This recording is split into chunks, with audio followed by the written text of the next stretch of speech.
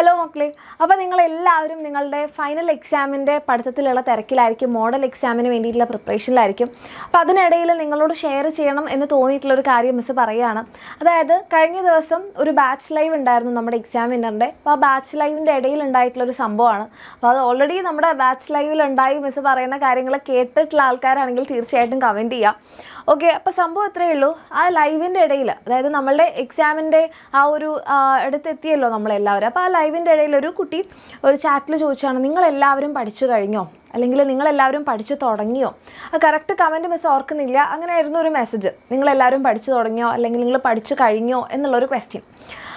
അപ്പോൾ നമ്മളത് അഡ്രസ്സ് ചെയ്യണ്ടായി ആ ക്വസ്റ്റ്യൻ. അതായത് നമ്മളെല്ലാപ്പോഴും നമ്മളിപ്പോൾ പഠിച്ചിട്ടില്ലെങ്കിലും നമ്മൾ പഠിച്ചിട്ടുണ്ടെങ്കിലും നമ്മുടെ ഫ്രണ്ട്സ് കൂടി കഴിഞ്ഞാൽ നമ്മൾ ചോദിക്കുന്നൊരു ചോദ്യമാണ്, നിങ്ങൾ പഠിച്ചു കഴിഞ്ഞോ, അല്ലെങ്കിൽ നിങ്ങൾ പഠിച്ച് എവിടെ എത്തി, അല്ലെങ്കിൽ പഠിച്ച് സ്റ്റാർട്ട് ചെയ്തോ, അല്ലേ? അപ്പോൾ ഈ ചോദ്യങ്ങൾ ചോദിക്കുമ്പം നമ്മുടെ ഫ്രണ്ട്സ് ഗ്രൂപ്പിൻ്റെ ഇടയിൽ നമുക്ക് മിക്സഡ് റെസ്പോൺസ് ആയിരിക്കും ഉണ്ടാവുക. പല ആൾക്കാരും പലതും ആയിരിക്കും പറയുന്നത്, അല്ലേ?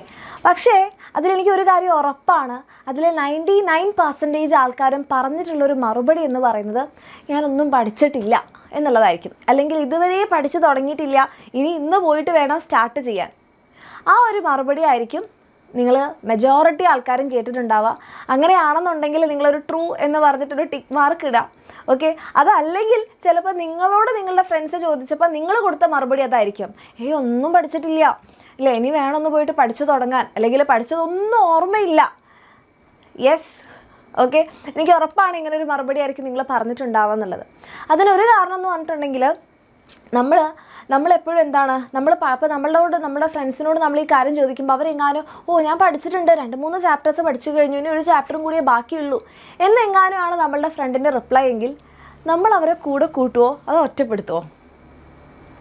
പൊതുവേ നമ്മുടെ പിയർ ഗ്രൂപ്പിൽ ഉണ്ടാവുന്ന ഒരു ടെൻഡൻസി എന്ന് പറയുന്നത്, അങ്ങനെ പഠിച്ചു എന്ന് സത്യസന്ധമായി പറയുന്നൊരു കുട്ടീനെ നമ്മൾ ഒറ്റപ്പെടുത്താറ്, വലിയ പഠിപ്പിച്ച് വന്നിരിക്കുന്നു, അവൻ പഠിച്ചു വലിയ ആളാവട്ടെ, നമ്മൾ അങ്ങനത്തെ ആൾക്കാരല്ലേ, അങ്ങനത്തെ ഒരു രീതിയിൽ അങ്ങനെ പഠിച്ചു എന്ന് സത്യം പറഞ്ഞൊരു കുട്ടി, നമ്മൾ ചോദിച്ചിട്ടാണ് അവർ ആൻസർ പറഞ്ഞത്, അത് പറഞ്ഞ ആളെ നമുക്ക് ഒറ്റപ്പെടുത്താനുള്ളൊരു ടെൻഡൻസി അല്ലേ നമ്മുടെ പിയേഴ്സിൻ്റെ ഇടയിലുണ്ട്.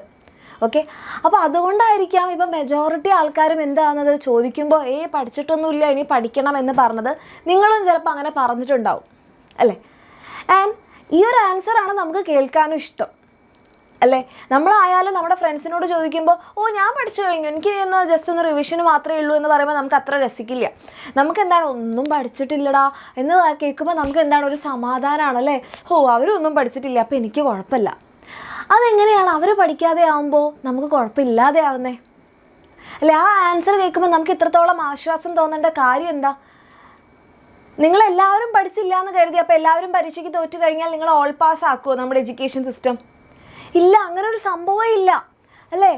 അവർ പഠിച്ചാലും പഠിച്ചില്ലെങ്കിലും നിങ്ങൾ പഠിച്ചാൽ മാത്രമേ നിങ്ങൾക്ക് മാർക്ക് കിട്ടുള്ളൂ, ആണല്ലോ, അല്ലേ? പിന്നെ എന്തുകൊണ്ടാണ് നമുക്ക് അങ്ങനെ ഒരു ക്വസ്റ്റ്യൻ വരുന്നത്?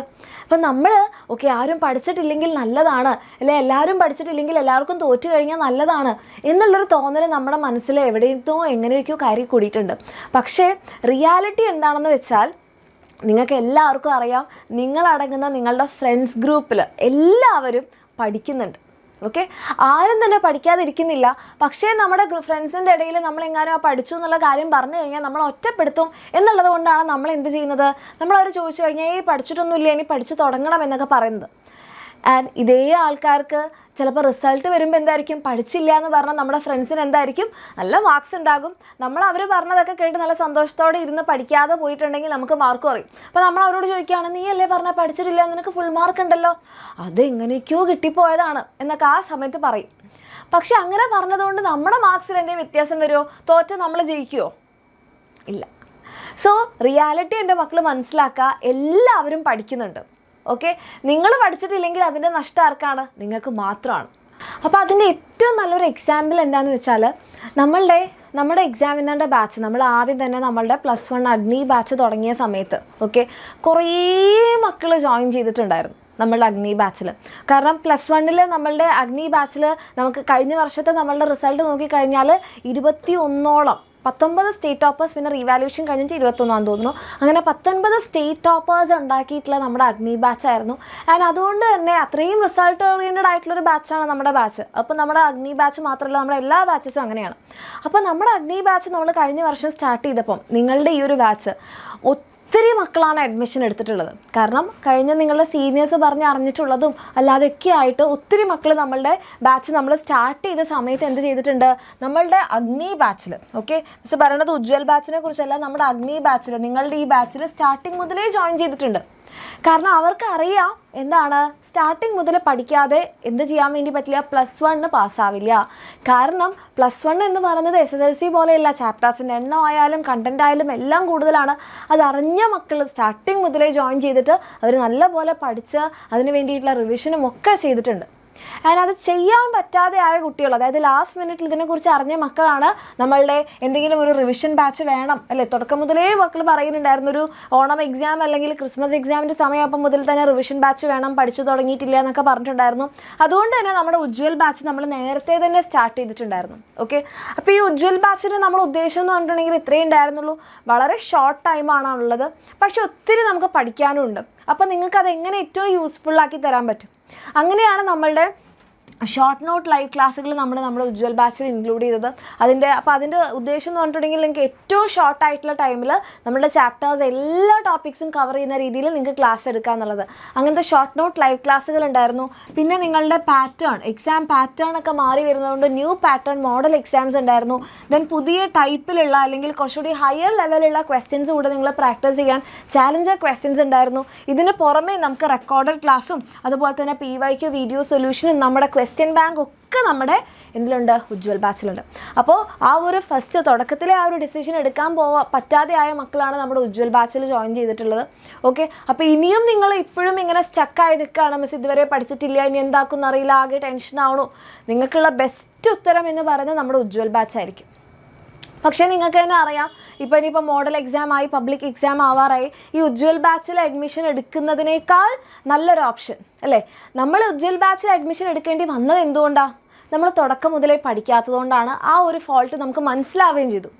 പിന്നെ അത് റിപ്പീറ്റ് ചെയ്യുന്നതിൽ വലിയ കാര്യമുണ്ടോ അല്ലേ, നമുക്ക് തെറ്റുകൾ എല്ലാവർക്കും പറ്റാം, പക്ഷേ ആ തെറ്റുകൾ നമ്മൾ റിപ്പീറ്റ് ചെയ്യരുത്, അവിടെ നമ്മൾ മണ്ടന്മാരായി പോകും. ഓക്കെ, അപ്പോൾ എൻ്റെ കുട്ടികളൊന്നും ആ ലെവലിലല്ല എന്ന് മിസ്സിന് അറിയാം.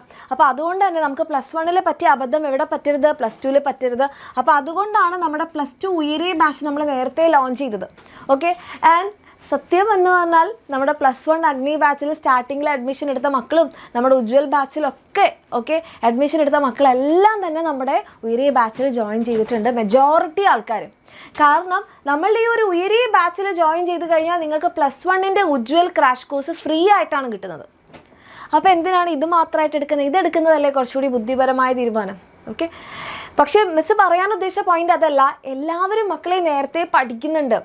കാരണം ഈ അഡ്മിഷൻ്റെ നമ്പർ നോക്കിക്കഴിഞ്ഞാൽ തന്നെ നമുക്ക് മനസ്സിലാവും എല്ലാ കുട്ടികൾക്കും കാര്യങ്ങൾ അറിയാം, എല്ലാവരും പഠിക്കുന്നുണ്ട്. അവർ പഠിക്കുന്നുണ്ടോ ഇവർ പഠിക്കുന്നുണ്ടോ എന്ന് അവർ ശ്രദ്ധിക്കുന്നില്ല.